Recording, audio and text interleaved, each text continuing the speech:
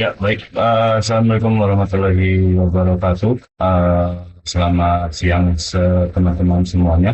Eh, Oke, pada kesempatan siang kali ini, saya akan menyelesaikan tugas satu untuk Pancasila, ya, berikut dengan video dan sumber barangnya.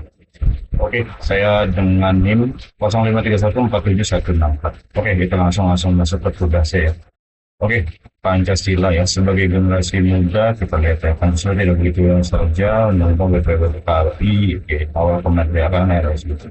Sebagai generasi muda penting bagi kita hanya memahami peristiwa tapi juga menyelesaikan pelajaran yang dapat untuk diambil sama sekali. Buat video 3 menit, ambil fokus antara dua, oke, video berisi, oke, baik. Kita langsung masuk saja ya. Pada kesempatan kali ini aku mengambil detail kasus untuk Pancasila dalam konteks masa depan ya. Sejarah masa awal kemerdekaan Indonesia demokrasi republik Orde Baru sampai dengan reformasi. Oke, sebelumnya dari dahulu adalah Pancasila adalah merupakan dasar negara Indonesia yang menjadi pedoman dalam kehidupan berbangsa dan bernegara. Sejak awal Pancasila dalam menghadapi berbagai dengan tantangan. Oke, pada awal kemerdekaan Pancasila yaitu pada di 1945 sampai 1949. Oke, Pancasila menjadi alat pemersatu bangsa untuk mempertahankan kemerdekaan Indonesia. Kemudian pada masa Erias atau pemersatuan bangsa uh, sempat mengalami tantangan karena Indonesia menggunakan sistem federal ya. Di rangkuman detailnya aku sudah ditampilkan ya.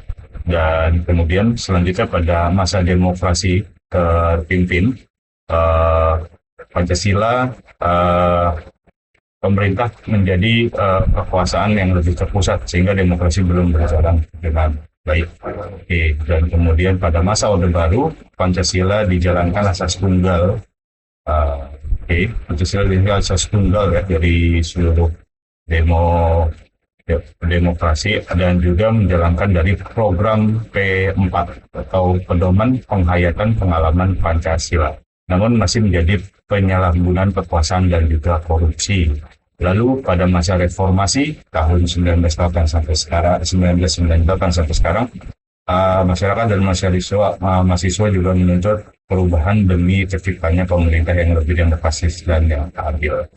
Peristiwa reformasi mencerminkan nilai Pancasila terutama sila ketiga tentang